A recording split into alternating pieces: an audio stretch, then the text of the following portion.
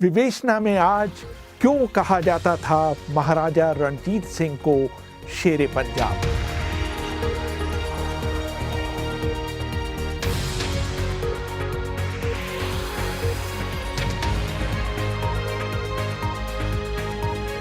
अभिवादन स्वीकार करिए रेहान फजल का। एक बार एक कातिब ने सालों की मेहनत के बाद अपने हाथों से बहुत सुंदर लेख में कुरान की एक प्रति तैयार की। उसका वाजिब दाम पाने की ख्वाहिश उसे लाहौर के दरबार खींच लाई। उसने रणजीत सिंह के विदेश मंत्री फ़कीर अजीजुद्दीन को उसे बेचने की कोशिश की। फ़कीर ने उसके काम की तारीफ तो की, लेकिन उस कृति को खरीदने में अपनी असमर्थता जताई। जब इन दोनों की बातचीत महाराजा रणजीत सिंह के कानों में पड़ी तो उन्होंने उस कातिब को अपने दरबार में तलब कर लिया। उन्होंने कुरान की उस प्रति को देखते ही अपने माथे से लगाया और फिर गौर से उस कृति को देखा। देखते ही उन्होंने कातिब को ऊंची कीमत देकर उसे खरीद लिया। कुछ देर बाद उनके विदेश मंत्री ने उनसे पूछा कि आप इस किताब के लिए इतनी ऊंची कीमत क्यों दे रहे हैं, जबकि एक सिख के तौर पर आप इसका इस्तेमाल नहीं कर पाएंगे। रणजीत सिंह ने जवाब दिया, शायद ईश्वर चाहता था कि मैं हर धर्म को एक आंख से देखूं, इसीलिए उसने मेरी एक आंख की रोशनी ले ली। इस कहानी का कोई विश्वसनीय स्रोत नहीं है, लेकिन इस बात को रेखांकित करने के लिए ये कहानी आज तक सुनाई जाती है कि किस तरह रणजीत सिंह अपने इलाके के मुसलमानों, हिंदुओं और सिखों को साथ लेकर चलने में सफल हुए थे। फ्रांस के शासक नेपोलियन बोनापार्ट और महाराजा रणजीत सिंह के बीच हालांकि 5000 किलोमीटर की दूरी थी, लेकिन दोनों समकालीन थे।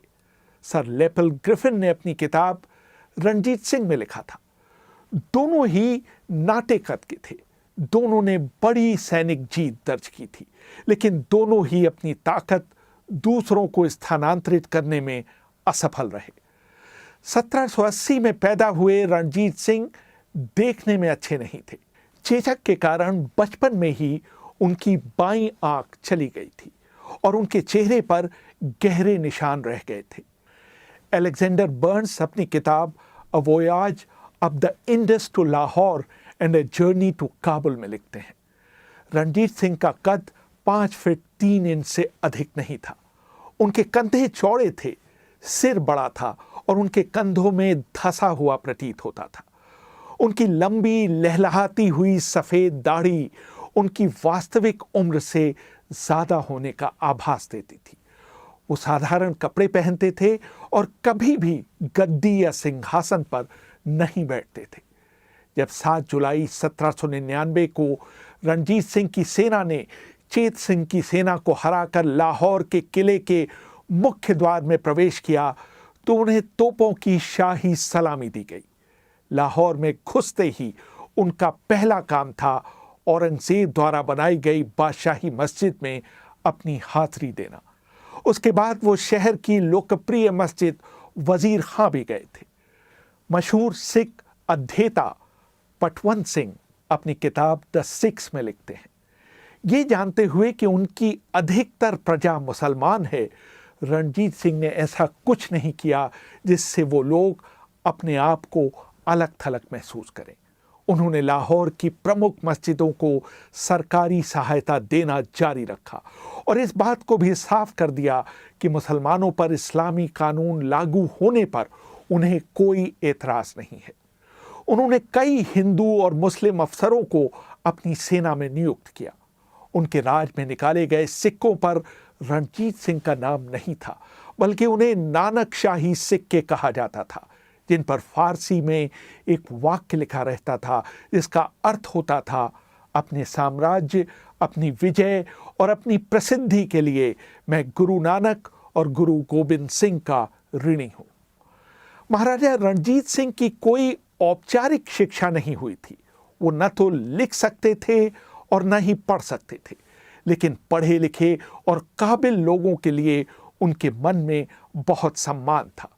उनसे मिलने वाले लोग उनके बारे में अच्छी राय लेकर जाते थे। एक फ्रेंच यात्री विक्टर जॉक मा अपनी किताब अ जर्नी टू इंडिया में लिखते हैं, रणजीत सिंह की तुलना में हमारे अच्छे से अच्छे कूटनीतिज्ञ नौसिखिया हैं। मैंने अपने जीवन में इतने सवाल करने वाला भारतीय नहीं देखा।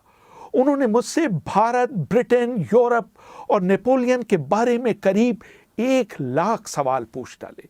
यही नहीं, उनकी दिलचस्पी स्वर्ग, नर्क, ईश्वर, शैतान और न जाने कितनी चीज़ों में थी।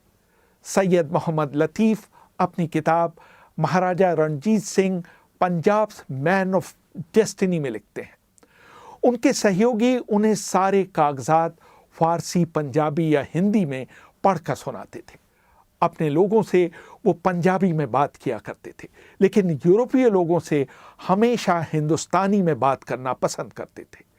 वो धार्मिक रूप से कट्टर नहीं थे, लेकिन रोज गुरु ग्रंथ साहब का पाठ सुना करते थे। अंतिम समय में उनके बोलने की ताकत चली गई थी, लेकिन तब भी उनको पूरा होशो हवास था। वो धीरे से अपना दक्षिण की तरफ हाथ हिलाते थे, जिसका अर्थ होता था कि उन्हें ब्रिटिश सीमा से आ रही खबरें बताई जाएं। जब उनका हाथ पश्चिम की तरफ हिलता था तो इसका मतलब होता था कि अफगानिस्तान से क्या खुफिया खबरें आ रही हैं। महाराजा रणजीत सिंह की एक और ख़ास बात थी, उन्होंने युद्ध क्षेत्र को छोड़कर कभी भी किसी की जान नहीं ली और हमेशा अपने दुश्मनों को हराने के बाद उनसे नरमी से पेश आए। रणजीत सिंह ने कुल 20 शादियां की, इनमें से 10 परंपरागत शादियां थीं। उनकी पत्नियों में 5 सिख, 3 हिंदू और 2 मुस्लिम महिलाएं थीं। इसके अलावा उन्होंने चादर रस्म के जरिए 10 शादियां और की थीं। हरिराम गुप्ता के अनुसार उनके हरम में 23 अन्य महिलाएं भी थीं। लाहौर का महाराजा बनने के बाद रणजीत सिंह का दिल एक 13 साल की नर्तकी मुस्लिम लड़की मोरान पर आ गया था और उन्होंने उससे शादी करने का फैसला किया। सरप्रीत सिंह अपनी किताब the camel merchant of Philadelphia में लिखते हैं, उस नाचने वाली महिला के परिवार में प्रथा थी कि होने वाले दामाद को तभी स्वीकार किया जाता था जब वो अपने ससुर के घर में चूल्हा जलाए। मोरान के पिता अपनी बेटी का विवाह रणजीत सिंह से नहीं करना चाहते थे, इसलिए उन्होंने ये सोचकर उनके सामने ये शर्त रख दी कि महाराजा होते हुए रणजीत सिंह इस शर्त को पूरा नहीं कर पाएंगे। लेकिन रणजीत सिंह मोरान के प्यार में इस हद तक डूब चुके थे कि उन्होंने बिना पलक झपकाए अपने होने वाले ससुर की ये बात स्वीकार कर ली। लेकिन रूढ़िवादी सिखों ने इसका बहुत बुरा माना। सरजीत सिंह आगे लिखते हैं, महाराजा को अकाल तख्त के सामने पेश होने के लिए कहा गया। रणजीत सिंह ने स्वीकार किया कि उनसे गलती हुई है और वो इसके लिए माफ़ी चाहते हैं, लेकिन इसके बावजूद उन्हें पीठ पर 100 कोड़े मारने की सजा सुनाई गई। उनकी कमीज उतारी गई और उन्हें अकाल तख्त के बाहर इमली के पेड़ के तने से बांध दिया गया। महाराजा की विनम्रता देखकर वहां मौजूद कुछ लोगों की आंखों में आंसू आ गए। तभी अकाल तख्त के जत्थेदार फूला सिंह ने खड़े होकर ऐलान किया कि महाराजा ने अपनी गलती स्वीकार कर ली है और अकाल तख्त के आदेश को मानने के लिए तैयार हो गए हैं, इसलिए उनकी तारीफ की जानी चाहिए। क्योंकि वो महाराजा हैं और सम्मान के हकदार हैं, इसलिए इस सजा को 100 कोड़ों से कम कर सिर्फ 1 कोड़ा किया जाता है। ये सुनना था कि वहां मौजूद सभी लोग खड़े हो गए और तालियां बजाने लगे। बाद में रणजीत सिंह ने मोरान के लिए एक मस्जिद बनवाई, जिसे आज मस्जिद मोरान के नाम से जाना जाता है। अक्टूबर 1818 में रणजीत सिंह ने पश्तून नगर पेशावर पर हमला बोला। पेशावर खैबर पास से 10 मील और काबुल से 150 मील की दूरी पर था।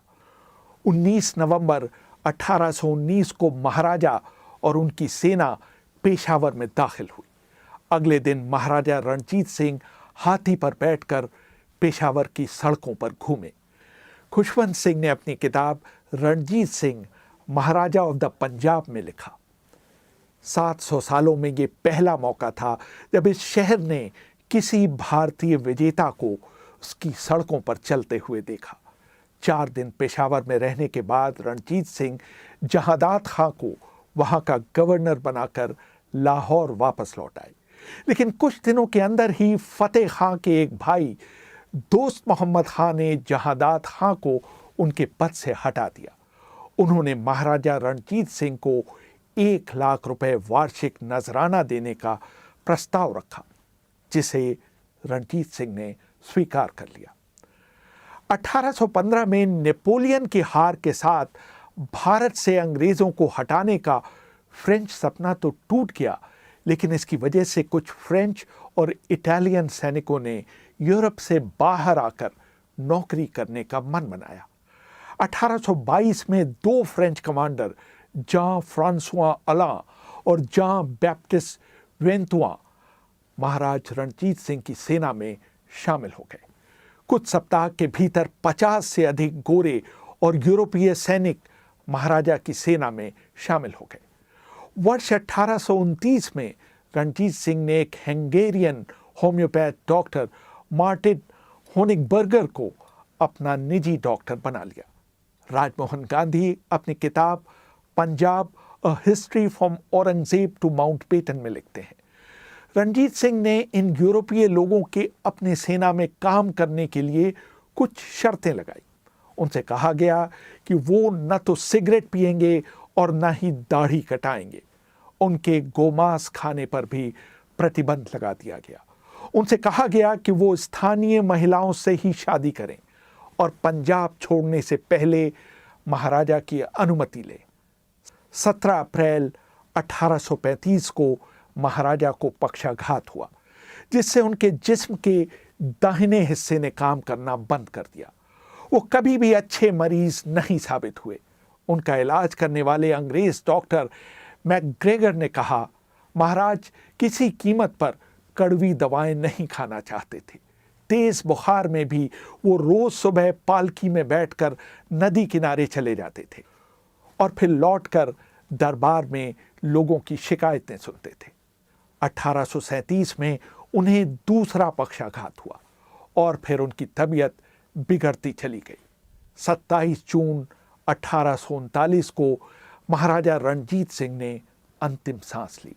हालांकि सिख धर्म में सती प्रथा को कोई मान्यता नहीं दी गई है, लेकिन तब भी उनकी 4 महारानियों ने ऐलान किया कि वो उनके साथ सती होंगी। तब तक भारत में सती प्रथा पर प्रतिबंध लगे 10 साल बीत चुके थे, लेकिन इसके बावजूद 4 महारानियों के साथ 7 गुलाम लड़कियां भी महाराज के साथ सती हुईं, ताकि अगले जन्म में वो अपने मालिक की सेवा करने के लिए उपलब्ध रहें। जैसे ही उनके बेटे खड़क सिंह ने उनकी चिता में आग लगाई, महाराजा रणजीत सिंह को 180 तोपों की अंतिम सलामी दी गई। वर्ष 2019 में जब BBC वर्ल्ड हिस्ट्री मैगजीन ने अपने पाठकों के बीच सर्वेक्षण किया, तो महाराजा रणजीत सिंह को दुनिया का सर्वकालिक महानतम नेता चुना गया। रेहान फजल, BBC, दिल्ली।